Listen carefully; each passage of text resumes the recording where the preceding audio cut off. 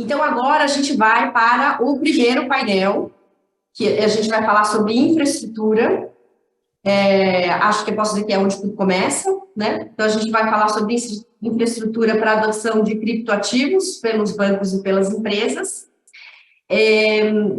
Antes de chamar os nossos convidados, eu queria só lembrar uma coisa. Ao final deste painel, nós vamos sortear 5 convites para o curso Tangible, que é sobre Web3, que vai acontecer de 8 a 12 de maio no Cubo Itaú, aqui em São Paulo. E esse curso é feito pela Debu, que é uma empresa de soluções de Web3. Então, acho que o Web3, todo mundo já deve ter ouvido falar, também se você não ouviu, é bom ouvir.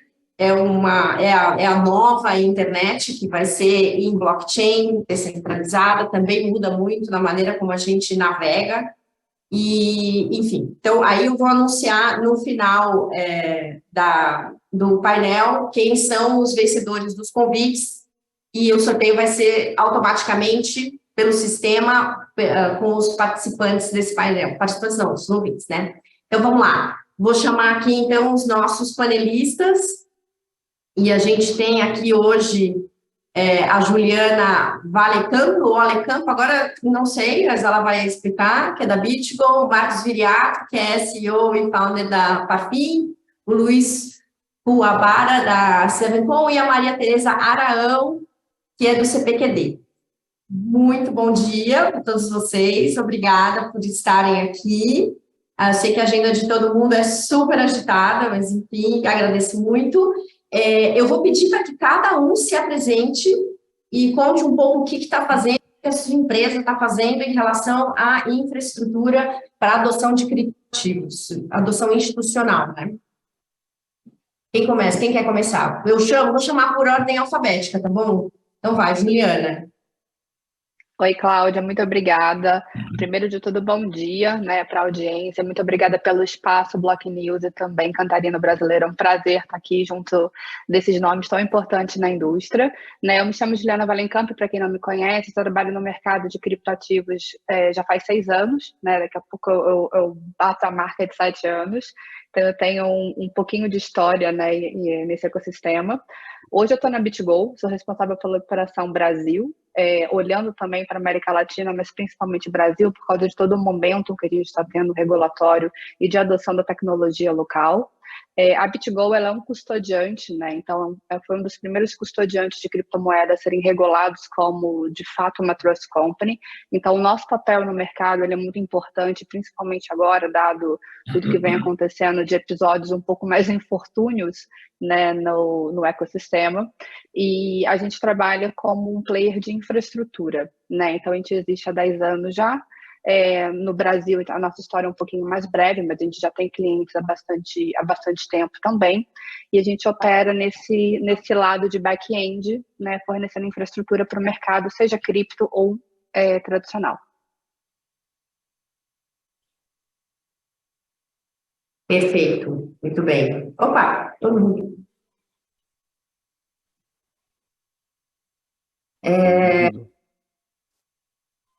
Eu estou no mudo, mas tudo bem. Vamos lá, Marcos. Não, seria o Luiz, né, na verdade. Sim. Tranquilo. Tanto faz. Marcos ou Luiz? Bom, deixa eu me apresentar aqui, aproveitar. Bom dia, Cláudia, tudo bem? Tudo jóia. Então, ótimo. Bom dia aos participantes, né, do painel e aos espectadores aí, tá? Deixa eu me apresentar aqui. Meu nome é Luiz Coabara, tá? Eu trabalho como arquiteto corporativo na Sevencom, tá? Atuando principalmente em projetos que envolvem criptoativos, né, e tecnologias de blockchain e DLT. Tá? A Sevencom é uma empresa que já tem aí mais de 35 anos de mercado, tá? E a gente vem atuando nesse mercado de cripto, tá? Já há uns 7 anos, mais ou menos, tá? Para você ter uma ideia, em 2016, acho que a gente fez o primeiro projeto envolvendo o Ethereum, tá? Em 2017, a gente começou a atuar com Hyperledger também, tá? E em 2018, a gente começou a fazer projetos com um DLT da empresa R3, tá? Que é o Corda, tá? E aí, a partir de lá, trabalhando com essas 3 tecnologias ao mesmo tempo, sempre, tá? Então, temos bastantes projetos envolvendo esses 3 tipos de soluções, tá? Como a gente atua desde o começo, a gente tem atuado em todo a parte, né? Desde a definição da solução até a implementação final, execução de infraestrutura, tá? Todo esse processo da adoção de uma solução de blockchain ou criptoativo. Então, a gente tem tentado trabalhar principalmente com as principais instituições financeiras do mercado financeiro aqui do Brasil, tá? Tentando ajudá-los, tá, a entender a tecnologia, tá? A passar o conhecimento que a gente já tem, a tentar ajudá-los a definir a melhor solução, tá? Dentro da capacidade aí do blockchain, do DLT, para essas principais instituições financeiras. Bom, além disso, né, nós temos trabalhado não só com instituições financeiras, mas em várias áreas de mercado aí, tá? Principalmente agro, tá? A parte de mercado de papel também, tá? Então, a gente está entrando em outras áreas aí onde a gente pode colocar blockchain. É isso. Muito interessante. Nossa, papel, eu nunca vi um projeto com papel, hein?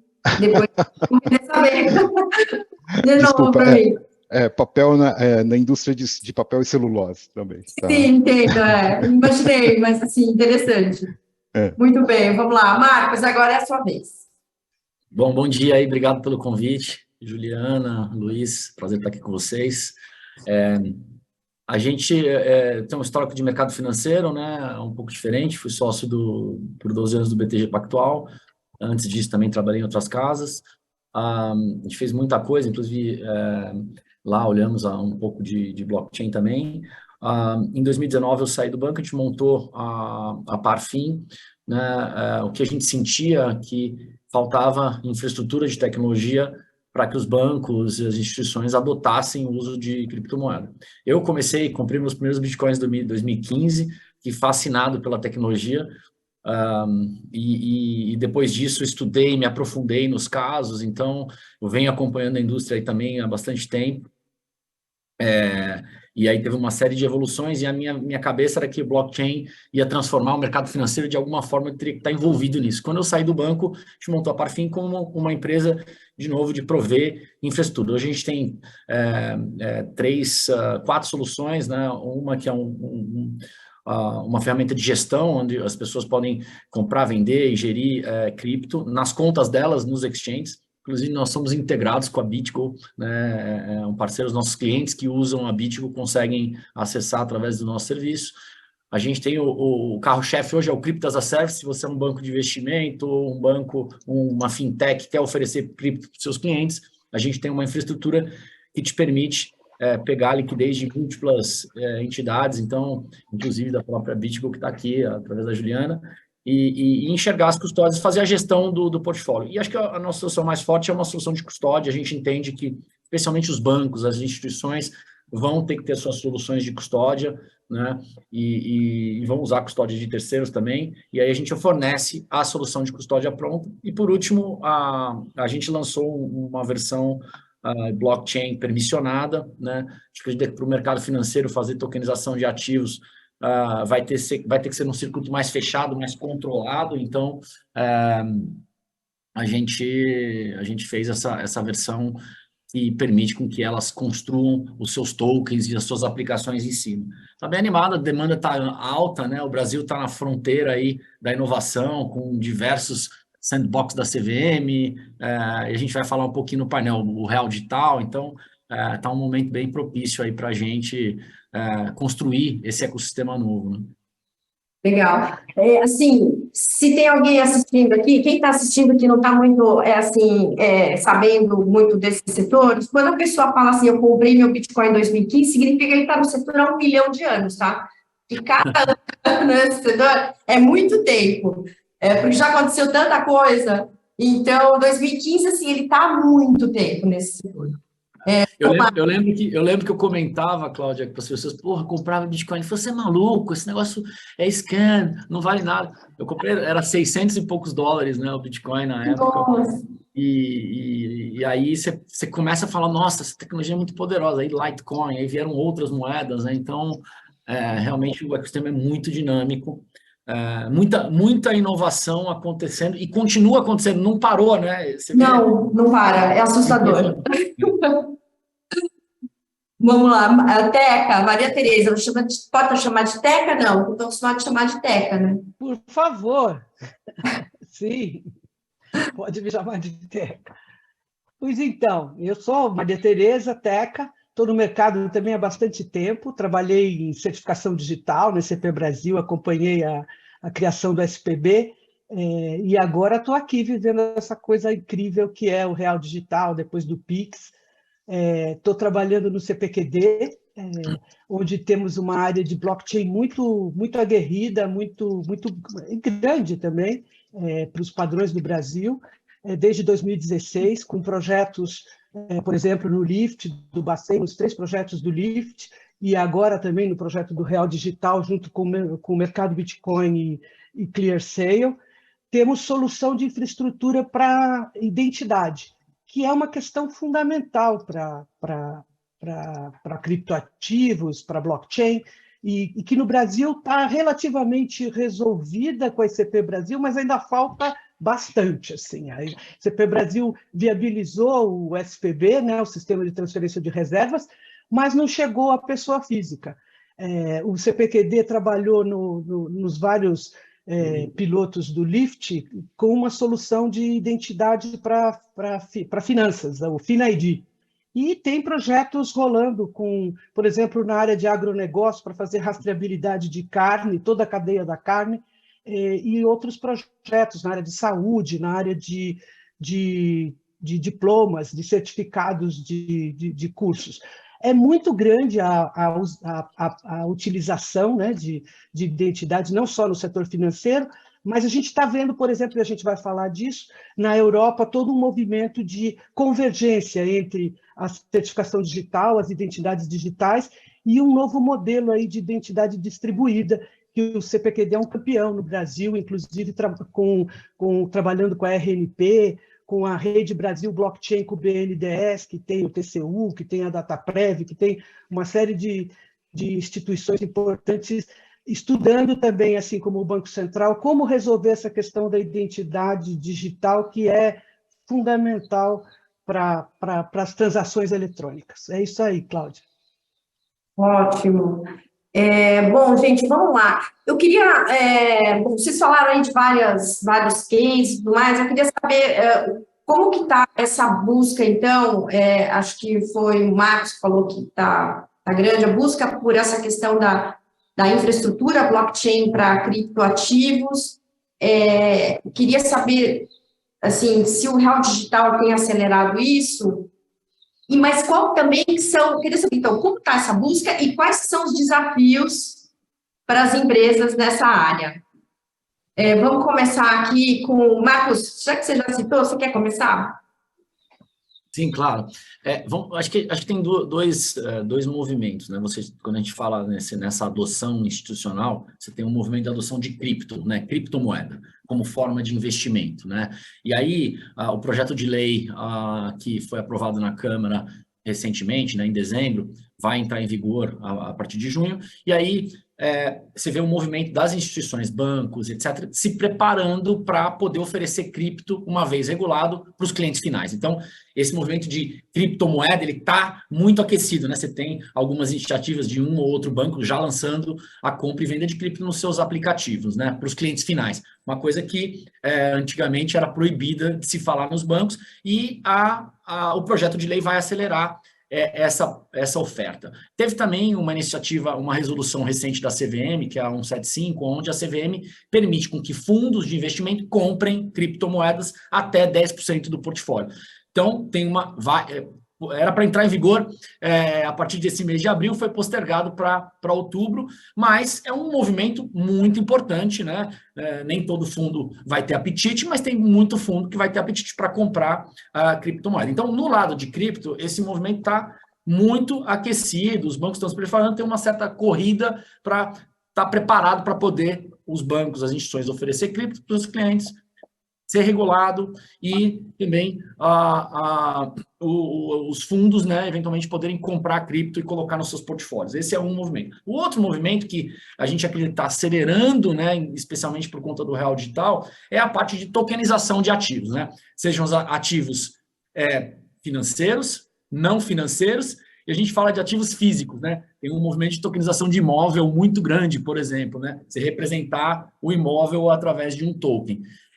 O que acelera isso, né? Porque se você tokeniza um ativo, mas a liquidação é um ativo digital, né? Mas a liquidação é analógica, usando o real da maneira como ele é hoje, não fica muito elegante, vamos dizer assim, a solução. A partir do momento que você tem um real digital e você tem um ativo digital, a troca é mais eficiente, né? Então, eu acho que... E aí tem outros benefícios que vão vir com isso. Então, eu acho que esse movimento de tokenização, ele vai ser impulsionado a partir do momento que tiver o real digital. E a gente até, no painel anterior com o Bruno Batávia, do Banco Central, né, ele mencionou, o Roberto Campos, ele fala o seguinte, que é o presidente do Banco Central, não é sobre a tokenização do real, é sobre as oportunidades de tokenização da economia, né, de você gerar injeção de capital. Então, acho que esse movimento, e aí não é só banco, óbvio que as instituições financeiras, na minha opinião, vão ter uma adoção maior, porque a gente enxerga que tem muita eficiência na tokenização de ativos financeiros,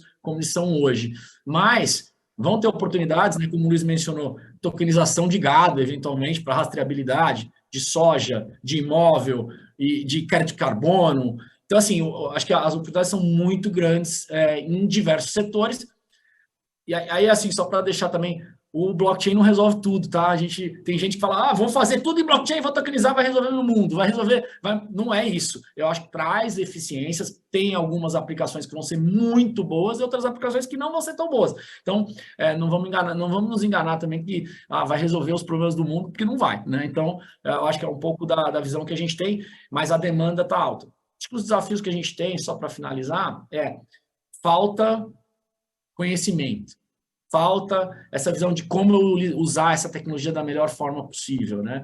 Então, acho que empresas como a Sevencom vai conseguir ajudar os clientes nessa, como a gente, como a Bitcoin e assim por diante, como a CPQD, né? CPQI vai conseguir ajudar aí essas empresas a ter uma adoção mais rápida. Acho que o papel nosso é isso, ajudar a construir essa infraestrutura para o que está vindo, né?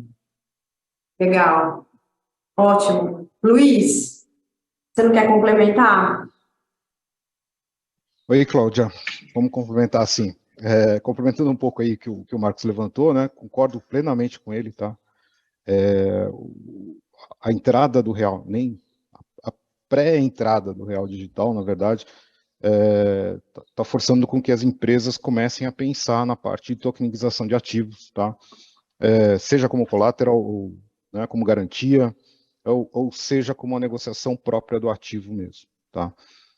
Então, o que a gente tem visto bastante, assim, tem muitas empresas procurando a gente para fazer essa infraestrutura, ou seja, de montar essa infraestrutura para que ele possa tokenizar aquele ativo que ele tem, tá? E aí surge uma série de questões, tá? Uma série de dificuldades, é lógico, né? Que demandam aí um estudo, tá? Sobre o que essa pessoa quer fazer, o que a empresa quer fazer com relação à infraestrutura que ela vai ter que montar, tá? Então, tem uma série de questionamentos, provavelmente a gente vai discutir alguns aqui principais, que são a parte de segurança, tá? Mas o ponto mais importante, realmente, que o Marco comentou, é a questão do conhecimento, tá? Quais são as regras de negócio que vão ser envolvidas nesse lançamento, né? E aí você começa a ter quais são as regras de segurança, e aí você começa a conseguir montar a infraestrutura que esse cliente precisa, tá bom? Então, está aumentando muito, né? Realmente tem muita gente questionando, as empresas estão querendo fazer lançamentos um atrás do outro, tá? E tá ficando um mercado legal, tá? Eu acho que a gente tá chegando num não no hype ainda, mas estão indo lá para o hype, tá? Para chegar num mercado bem ativo com relação a esse tipo de situação. Beleza, Cláudio? O entendimento hoje sobre isso já melhorou? Quando eu comecei, né, eu sou safra 2019, então, assim, eu entrei nessa lida. Era bem difícil a conversa. Hoje já está um pouco melhor nesse sentido? Sim, está bem melhor, tá? As pessoas já sabem o que é, tá? Então ele já tem uma ideia bem montada, pelo menos a nível de plano de negócio, certo? Eles já entendem mais ou menos como funciona o blockchain, tá? Mas ainda, assim, em termos de internals, né? Lá dentro, no detalhe, realmente as pessoas ainda não dominam totalmente, tá? Tem muita coisa nova surgindo no mercado, né? Então, como é que você explica para uma pessoa o que é um pool de liquidação, o que é um DeFi, né? Então, existem muitos detalhes ou muitas variantes da informação que as pessoas ainda não entendem. Mas o básico, né, do blockchain, eu acho que elas já entendem, tá? Então, é mais fácil de você conseguir explicar isso de forma que garantias de que a informação é imutável, né, de garantir que aquela informação realmente pode ser um selo de garantia, por exemplo, para um gado, né, ou um selo de garantia para uma produção de soja, de origem, né, garantia de origem, garantia de processamento em si. Tá? Então, isso está ficando bem melhor. Ótimo. Juliana, foi o primeiro evento que eu fui, que foi quando eu decidi, assim, que eu ia entrar para esse mundo, foi um evento aqui em São Paulo, e eu me lembro que tinha gente de banco, eu falei, nossa, se tem banco aqui, é porque esse negócio é sério mesmo, esse negócio de criptomoeda, né? O Marcos falou que tinha um preconceito, né? Até hoje eu tenho colegas jornalistas de economia que falam assim, não, mas isso que você está fazendo é fraude, né? Isso é coisa de bandido, né? Mas, enfim, bem, uma hora muda. Mas, assim, desde o início, eu lembro já naquele evento que, assim, a questão da custódia era fundamental. E eu queria que você falasse um pouco dessa sensibilidade dessa área, como é que as empresas estão tentando resolver isso? Elas querem resolver sozinhas? Dá para resolver sozinha? Tem que terceirizar? Depende do tamanho, depende do tanto de chave. Sim, não, é uma ótima pergunta, Cláudia. E eu, né, já estou há bastante tempo nesse mercado, eu também acabo me deparando com questionamentos muito semelhantes. Eu acho que há 6 anos atrás os bancos eles eram extremamente alérgicos ao tema, né, salvo algumas exceções, claro. E hoje as instituições estão cada vez mais flexíveis em tentar entender de fato uma tecnologia muito complexa, né, como o Luiz mesmo estava falando, eu acho que envolve muitos componentes quando você vai fazer, por exemplo, uma tokenização de um projeto. Então, você tem que ter o fator de governança, infraestrutura, qual plataforma você está usando, e tem a parte de segurança relacionada à custódia, que de fato é muito sensível, né, quando a gente está falando de uma instituição financeira. Eu acho que só dando um passo atrás, bem brevemente, quando a gente fala de custódia, eu acho que a gente pode dividir em 2 momentos, né? O mercado cripto ele foi criado de uma maneira muito independente, né? Então a gente tem os maximalistas que falam que not your keys, not your tokens, né? Tem essa frase que é bem conhecida no mercado, e tem, de fato, empresas terceirizadas que hoje oferecem esse serviço, né, muito voltado nesses pilares de infraestrutura e mais robustez para o mercado institucional. Então, quando a gente olha para isso, a gente entende 2 nuances. Obviamente que para a pessoa física, né, que se sente confortável, para a instituição que se sente confortável em fazer a custódia das próprias chaves, isso é aceitável, né? A única ressalva que a gente geralmente faz é que a empresa entenda os riscos atrelados a isso e, de fato, quais são todos os fatores envolvidos em chave de autentificação, o que acontece se você perdeu uma chave, como que você recupera esses fundos, etc. Quando a gente olha para uma instituição financeira, principalmente para uma instituição que tem o que a gente chama de caráter fiduciário, aí eu acho que a barra fica um pouquinho mais alta, né? A BitGo, como ela é uma trust company, ela também é uma empresa que tem responsabilidade fiduciária em cima dos ativos dos clientes. Então, qual que é a nossa maior preocupação no final do dia?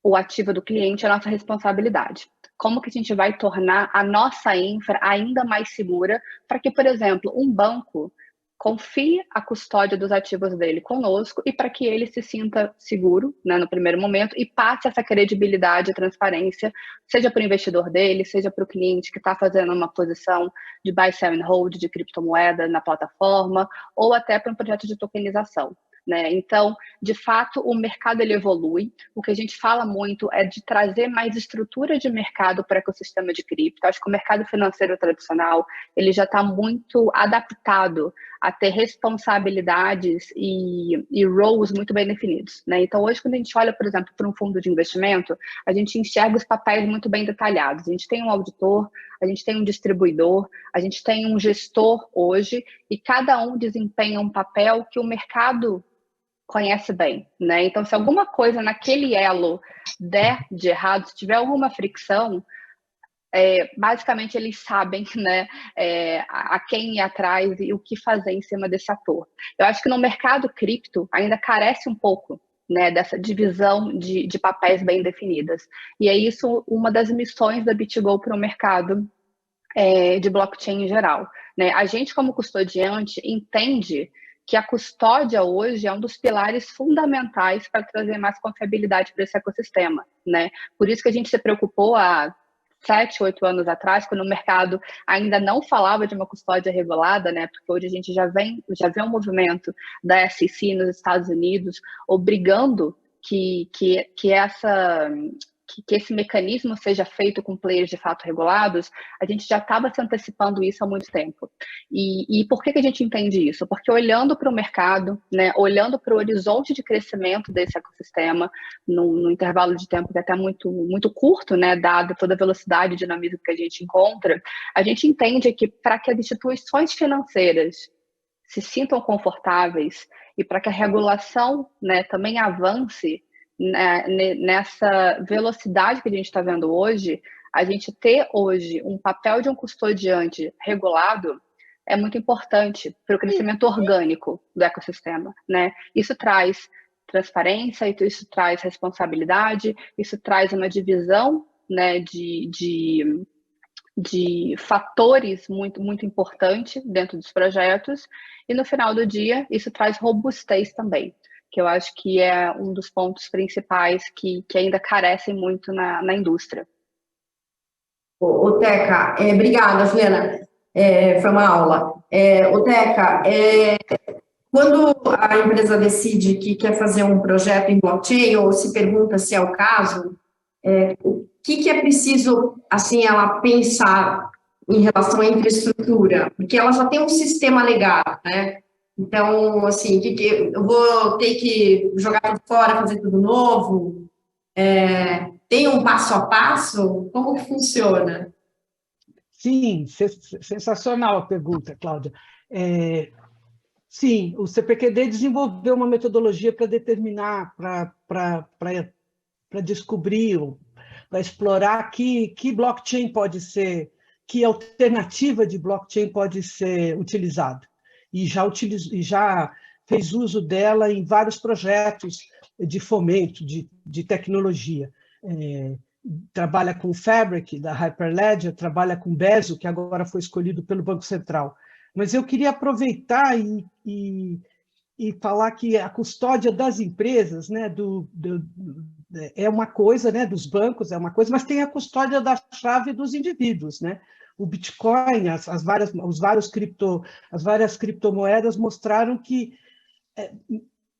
tem muito recurso para guardar a sua chave, mas é muito distante da experiência que as pessoas têm no banco e que o banco cuida de tudo, né? Então, eu acho que tem 2 pilares aí, que é a questão da autenticação, que o Luiz colocou, né? A questão da segurança, do ponto de vista da última milha, né? Do indivíduo lá na ponta. Então, os serviços de custódia são importantes para as empresas, para os bancos, não só para a sua própria segurança, mas para a segurança dos seus clientes. Existe um desafio aí de experiência do usuário, de como levar isso para a pessoa. Eu fico vendo que, há uns anos atrás, os bancos queriam ter uma senha só para tudo, né? Para o telefone, E isso mudou, felizmente isso mudou, e hoje a gente tem uma senha para cada coisa. Mas a senha não é legal, porque a senha é roubada e você não fica sabendo. Então vem a coisa fantástica que as criptos trouxeram, são instrumentos muito mais fortes de lidar com informação. A autenticação usando criptografia de chave pública, as assinaturas digitais. Então, voltando para a sua pergunta, não precisa reinventar nada, a gente vai reutilizar todo o legado, porque o blockchain não resolve tudo, como disse o Marcos. Vai ser necessário as informações do mundo exterior. O blockchain pode resolver as questões determinísticas, o que está escrito lá num contrato inteligente. Pode resolver questões de imutabilidade, como disse o Luiz, e de autenticidade, verificando assinaturas digitais. Mas não pode saber que temperatura está do lado de fora. Aí vai precisar de IoT, qual a cotação do dólar, quanto de tokens você tem, quanto está guardado em que instrumento, em que instituição, empresa de custódia. Então, para uma empresa ir para o blockchain, acho que precisa muito, e isso o framework do CPQD trabalha bastante bem, será que eu preciso do blockchain? Será que o que eu preciso não é um sistema de workflow com assinaturas digitais e CP Brasil e autenticação com esse CPF? O único problema é que ele é caro e ele não está disponível para todo mundo, né? Então, é aí que entra esse nosso esforço com identidade digital, de dizer que ela também não pode ser monolítica. Igual há anos atrás os bancos queriam uma senha só para tudo, e hoje viram que é extremamente perigoso. Mesmo para o celular, as pessoas têm 2, 3 senhas, porque pode ser roubado. A própria pessoa fazer sua custódia no celular também é muito perigoso, e a gente vai precisar de mecanismos de recuperação de chaves, que são muito complexos se a gente pensa em certificação do jeito que a gente tem hoje, mas que podem ser muito melhor aproveitados com as novas tecnologias que estão aí. Aconteceu uma explosão não só de negócios, né, de criptoativos, mas na própria área de criptografia. Um exemplo é a própria Parfin, que é uma pioneira no Brasil em MPC, Multi-Party Computation.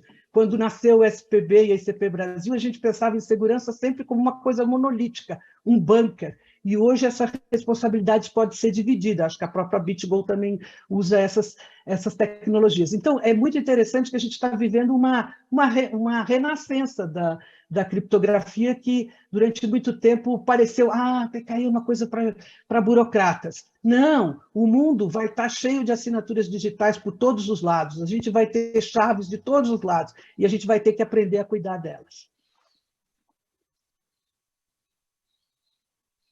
O clássico abre o microfone. Sabe o que eu queria perguntar? A gente até teve essa conversa, né, Marcos? Assim, qual que é a dificuldade das pessoas entenderem o ganho, o retorno? Isso, desde o começo, foi uma questão, assim, eu implemento uma infraestrutura blockchain e como é que eu meço o retorno disso, o retorno sobre o investimento? Como que faz para ter isso? Eu vou deixar a pergunta aberta aqui para as pessoas responderem, se é possível responder essa pergunta. Essa pergunta vale $1 milhão, né? Se você Mas eu acho que eu vou pegar uma analogia aqui que aconteceu no mundo de tecnologia alguns anos atrás. Todo investimento para você fazer uma mudança de tecnologia, ele tem um custo dobrado, né? Para você manter o legado, até você matar esse legado e transformar para tecnologia nova, né? Isso vem acontecendo no setor de tecnologia há muitos anos, né? Eu lembro, antigamente, você tinha um mainframe, né? Os bancos começaram a migrar para a plataforma baixa, né? Para servidores, especialmente Windows, depois veio o Linux, aí migraram, aí falaram, puta, mas ainda tem coisa que roda lá no mainframe, né? E aí depois veio a história da nuvem. Vou usar a nuvem. Aí, o que acontecia? Olha, eu acabei de renovar minha licença de banco de dados, de servidor, e com a nuvem eu não preciso pagar mais isso, porque eu tenho um serviço que faz isso para mim. E aí você falava assim, como é que eu... Então, você tinha parte dos servidores que já tinha pago lá, né, que você tinha que continuar pagando manutenção anual, e você tinha já alguns serviços rodando na nuvem, né? Você não conseguiu fazer essa transição. Então, eu vejo o blockchain nesse sentido. No primeiro momento, eu tenho que fazer uma infraestrutura de blockchain para tokenizar meus ativos, para controlar com segurança, para fazer a guarda das chaves privadas, para custodiar. Mas os sistemas legados vão continuar acontecendo. Então, num primeiro momento, falar que vai trazer ganho, puta, se você pensar do ponto de vista de custo, vai aumentar o custo, né? E ponto. Não vamos se enganar aqui, vai ter um custo dobrado aí para as instituições nesse momento. Agora, os benefícios que isso traz, né, também tem que ser explorados num segundo momento. Quais são, né? Olha, você tem um ledger único que representa as transações que foram feitas de compra e venda, de transferência, etc.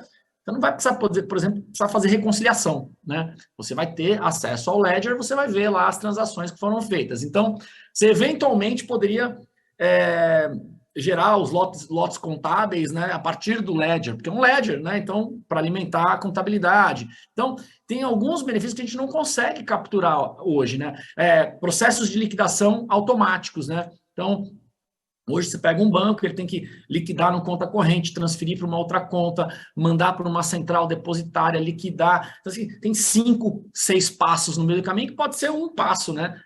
O ativo tokenizado no blockchain, o real tokenizado, trocou, está registrado, vai o ativo para a wallet do comprador, o real para a wallet do vendedor, está feito, né? Então, inclusive, o piloto do Banco Central para o real digital é muito interessante, porque ele fala assim, olha, cliente do Banco A comprando título público federal do cliente do Banco B. Assim, não existe essa possibilidade hoje, né? Então, assim, é quase que fosse uma relação, óbvio que vai ter o banco por trás, provendo a infraestrutura, mas é uma relação de troca direta, é quase que um peer-to-peer, né? A gente poder vender um instrumento financeiro de uma pessoa para outra. Pô, mas isso vai acontecer para todos os instrumentos financeiros no primeiro momento? Não. Então, aquele ponto que eu voltei, né? O banco vai ter que ter uma infraestrutura que coexista, vamos dizer assim, com os legados. Então, num primeiro momento, esse ganho de eficiência, né, que a gente vê, a economia de custo, economia na liquidação, na reconciliação, ele não vai existir porque você vai ter que ter essa convivência, né? Mas a gente tem que pensar, eu acho que toda transformação tecnológica profunda, que eu acredito que o blockchain pode permitir, é uma jornada, 10 anos, né? Então, mais ou menos, o blockchain, aí chama de Web3, né? O uso de blockchain massivo, ele é comparado como o uso de internet. Lá no final da década de 80, começo de 90, quando surgiu a internet, você não via todos os benefícios que você tem hoje, né? Então, isso foi evoluindo. Nós estamos falando de 25, 30 anos atrás. Então, e muitos dos benefícios está colhendo há pouco tempo, né? Então, assim, do uso da internet, né? Então, eu acho que o uso de blockchain, é uma jornada, vamos dizer assim, você tem que começar a jornada, que parte por criar o conhecimento interno, usar para aplicações que façam sentido, e aí você vai construindo isso, e lá na frente você vai estar muito bem posicionado, né? Porque tem gente que fala, não, quando tiver eu vou adotar lá na frente. Às vezes você perdeu o bonde da história, né? Tem uma transformação acontecendo. E aí, né, a gente, fazendo analogias aqui, a gente vê um monte de empresa de varejo tradicional ficou, não, comprar via internet, esquece. Esse negócio não vai existir. Surgiram monstros, né? Amazon, Mercado Livre e etc., que, de certa forma, levaram parte da cadeia de valor para essas estruturas, né? Então, o cara que vendia lá na lojinha, etc., agora vende através do Mercado Livre, vende através de um Magalu e assim por diante. Então, essa analogia é a mesma. Você tem que estar nessa trajetória para que outro entrante não tire parte da sua cadeia de valor, né? Então, agora, esse requer investimento. Vai precisar ter investimento no primeiro momento, né? Então, acho que a visão é um pouco essa. É um pouco assim, você vai ter que fazer, depois a gente pensa nisso, mais ou menos, e vai ter ganho, eu só não consigo te dizer agora. Não, assim, eu acho que na parte de essa impressão, né? Acho que na parte de criptomoeda, como você vai estar vendendo, comprando para os seus clientes, investindo, acho que ali a relação de rentabilidade, você poder ganhar dinheiro, é mais direta, né? É diferente. Nessa jornada de tokenização de ativos, do real digital, tem uma parte muito de investimento nos próximos anos para você estar posicionado para vender NFTs da sua empresa na web, tokenizar os seus produtos, tokenizar os recebíveis de venda, né? Isso já é uma realidade, já está acontecendo. Então, assim, tem uma série de melhorar o seu custo de funding. Então, assim, tem uma série de coisas que pode já vir num primeiro momento nessa trajetória de tokenização, né? Legal. Luiz? Oi, Cláudia. Então, o que a gente tem visto é justamente isso que o Marcos mencionou, realmente, tá? As pessoas ainda não conseguem medir se aquela solução vai ter um ROI ou não, tá? Então, o que a gente tem visto muito, né? Quem tem questionado a gente são sempre as áreas de inovação, tá? Então, as áreas de inovação dos bancos, tá, ou das empresas, elas estão estudando essas alternativas, elas estão vendo soluções novas que envolvam blockchain, que envolvam DLT, mas que eles não estão mensurando ainda um retorno, tá? Elas sabem que vão gastar mais num primeiro momento, tá? Mas que isso poderia ter um retorno financeiro lá na frente? Não sei. Ela ainda não está mensurando essa parte de retorno financeiro neste momento, tá? Ela está, na verdade, ela está querendo ganhar conhecimento, entender como isso funciona, né? Incorporar isso dentro da cultura da empresa, para quê? Para um segundo momento, aí sim, aí eu acho que ela começa a ver como que eu vou ganhar dinheiro com isso, ou como isso vai me dar um retorno, né? Seja na melhoria do processo, seja na transparência do processo, não necessariamente um retorno financeiro, pode ser um retorno de imagem, né? Tá? Mas eu acho que nós estamos nessa fase ainda, tá? Nós não estamos na fase onde, eu tenho um ROI medido, como fazer um projeto hoje qualquer num banco lá, eu preciso medir qual vai ser o meu retorno financeiro. Não, neste momento ainda está nessa fase. Tá?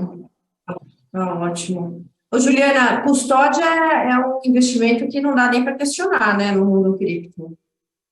Na verdade, é uma mitigação de risco, né? A gente nem fala que é um custo, a gente fala que, de fato, é um investimento que faz parte da sua infraestrutura, né? Por exemplo, quando a gente fala de um banco fazendo um projeto envolvendo criptomoeda, criptoativo, a gente não está falando de um cidadão, né, no mercado de varejo, entrando numa exchange e abrindo uma posição em Bitcoin e Ethereum. A gente está falando de uma instituição que é responsável pelo dinheiro de terceiro, né? Então, eu acho que fica um pouco mais sensível essa discussão e, de fato, você ter uma solução de custódia robusta corrobora muito a sua segurança no final do dia e a sua proposta de valor para o cliente final, né? Eu acho que esse é o principal ponto.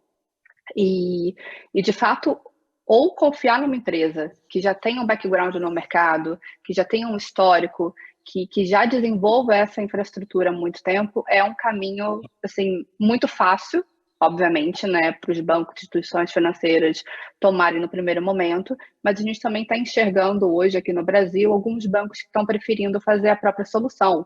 E tudo bem também, né? Só tem uma curva de aprendizado. De fato, hoje a parte de tecnologia é muito complexa, então você achar desenvolvedores, achar profissionais capacitados para construir essa infraestrutura in-house, por vezes até um pouco mais cara, mas obviamente que dependendo do apetite, né, da instituição, isso pode fazer muito sentido também, né? A gente só sempre salienta que, de fato, a custódia é um dos pontos mais sensíveis, de fato, né, nessa cadeia de valor, porque é onde você tem esse token armazenado, né, seja offline, seja online. Então, ele tem que ser levado em consideração e obviamente, né, estudado de uma maneira muito minuciosa. Ótimo. Teca, você quer complementar? Eu tenho até outra pergunta para você. Sim, não, faça a pergunta. Eu queria saber sobre interoperabilidade. A gente tem uma série de redes aí rodando. Como é que faz para você fazer um projeto, uma infraestrutura que no final converse com todo mundo? Ou a gente ainda não está nesse ponto, mas a gente vai chegar um dia? Está todo mundo procurando essa resposta. Olha está um só. momento muito, muito interessante, porque a ISO tem um padrão surgindo aí de carteira de motorista. Você sabe que o mundo está dividido, pelo menos para nós que estamos na área de criptografia e de chave pública, em dois mundos, os Estados Unidos e os países em volta, que têm o mesmo tipo de legislação jurídica, e a Europa. E nós estamos muito ligados na Europa. A ICP Brasil está muito modelada em cima da Alemanha, em cima dos movimentos de identidade digital da Europa. Então, tem esse padrão da ISO, que é o MDL, que é uma nova carteira de motorista. Os americanos estão abraçando isso. E isso está mostrando uma convergência. Por outro lado, vem essa ideia de identidade distribuída, identidade soberana, que também que também está indo para uma convergência com o W3C, que é a Organização de Padrões da Web, mais organizações que tentam padronizar a identidade distribuída, uma delas muito grande, DIF, né, que a Microsoft é o grande sponsor, e os outros corpos de legislação da Europa. A União Europeia vai ter, nesse ano, 4 grandes pilotos. Assim como nós aqui no Brasil teremos o piloto do Real Digital, lá eles estão com 4 grandes pilotos para, em 2024, lançar uma identidade europeia, que está olhando para esses padrões, assim como está acontecendo no Canadá, na Austrália, na Nova Zelândia. Então, a gente está indo para uma convergência em que a questão da identidade, saindo de uma identidade monolítica, que é um par de chaves só, para uma identidade múltipla, em que todos os atores do mercado vão identificar seus clientes para resolver, como disse a Juliana, que é a custódia e mitigação de risco, identidade distribuída também é mitigação de risco, porque você coloca as informações na mão da pessoa, do usuário final, e ele entrega essa informação para quem ele estiver fazendo transações. Então, vai haver, eu sou muito otimista, assim, eu sou muito entusiasta da convergência em cima desses padrões do W3C, em cima dos padrões que agora chama Unknown Creds, que é para fazer prova de conhecimento zero, que é você provar que tem uma informação, que detém uma informação, ou que detém um privilégio, detém um atributo, mas não entregar o valor desse atributo. O Brasil está cheio, né, de montes de bancos de dados, não só aqui dentro, mas lá fora também, com dados das pessoas. E a gente tem uma lei, a Lei Geral de Proteção de Dados, também baseada na lei europeia, né, no GDPR, e a gente precisa ir para um universo de transações, de sistemas informacionais que minimizam, que pegam menos dados das pessoas, entregam mais serviço e colecionam menos dados. Quanto menos dados as empresas, os bancos, as instituições colecionarem das pessoas, menor o risco de vazamento. Então, com certeza, eu acredito, vai acontecer a convergência. Tem uma fundação nova, o Open Wallet Foundation, que foi criada na Europa com o establishment de identidade digital, seja da Europa, do mundo todo, os chineses estão nessa também, que tenta ter um padrão mundial de carteira, né, de wallet, Open Wallet, a carteira, assim como a gente fala toda hora do super app, né, a super carteira, se a gente não padronizar, vai acabar sendo a carteira do Google, a carteira da Apple, né? Então, é muito importante a gente olhar para isso, como você disse, da interoperabilidade e dos padrões. Ótimo. Eu queria colocar aqui uma pergunta do João Clemente, que é da plateia. Ele está perguntando o seguinte: vocês enxergam o DeFi como uma ameaça ou uma oportunidade para o setor bancário tradicional? Alguém responde? Eu posso responder. Eu acho que, como eu mencionei, né, a gente, e o próprio Banco Central fez a rede permissionada, né, o uso de DeFi público sem regulação pode ser um problema, né, porque você não tem controle dos atores que estão participando com isso, e aí a Teca falou bem, se você tiver a identificação, né, que as pessoas sejam obrigadas a se identificarem através de wallets, de IDs digitais, né, na wallet, talvez resolva esse problema, né. Então, a gente enxerga que pode ser um problema. Agora, o uso da tecnologia DeFi permissionada, né, como pools de lending, pools de synthetics, de derivativos ou de insurance, pode ser muito poderoso para os bancos, né? Inclusive, o próprio Banco Central, um dos 9 projetos do Lift Challenge, né, que foi o primeiro teste aí com o Real Digital o ano passado foi da Aave. A Aave é um protocolo DeFi de lending, né, de empréstimo. Então, você deposita um ativo lá e ele te empresta dinheiro como uma proporção daquele ativo, né? E o que o Banco Central quis com isso? É testar uma oportunidade de criar um protocolo de DeFi, né, eventualmente permissionado, que permitisse esse lending, né? Mas isso pode desintermediar, matar o negócio dos bancos. Não necessariamente, ele pode ser um dos contribuidores de recursos para esse pool, né? Ele pode permitir o acesso a pools determinados, né? Ou protocolos de DeFi determinados e cobrar um FII sobre isso. Então, tem maneiras de dele usar a tecnologia em favor, né? Então, acho que isso eu enxergo muito mais como uma oportunidade do que como uma ameaça, na minha opinião. Mas, de novo, está um pouco distante disso acontecer, mas vai acontecer, eu tenho certeza. Legal. Bom, a gente, não sei se alguém quer complementar rapidamente, que a gente já está com o pessoal do outro painel aguardando. Alguém quer complementar rapidamente? Então, tá bom. Então, é o seguinte, eu vou, então, encerrar aqui esse painel. Eu queria muito agradecer todo mundo, foi ótima a discussão. Eu vou escrever sobre isso, então depois vocês vão poder rever tudo isso, quem está assistindo aqui, mas, enfim, quero agradecer. Depois a gente vai colocar também o vídeo nos canais nossos do YouTube. E, enfim, muito obrigada, Juliana, Marcos, Teca, Luiz. Foi, enfim, assim como a fala do Bruno do Banco Central, foi um grande aprendizado. Mais a gente fala, mais a gente aprende. Muito obrigada. Obrigada. Obrigado, Cláudia. Obrigada, Cláudia.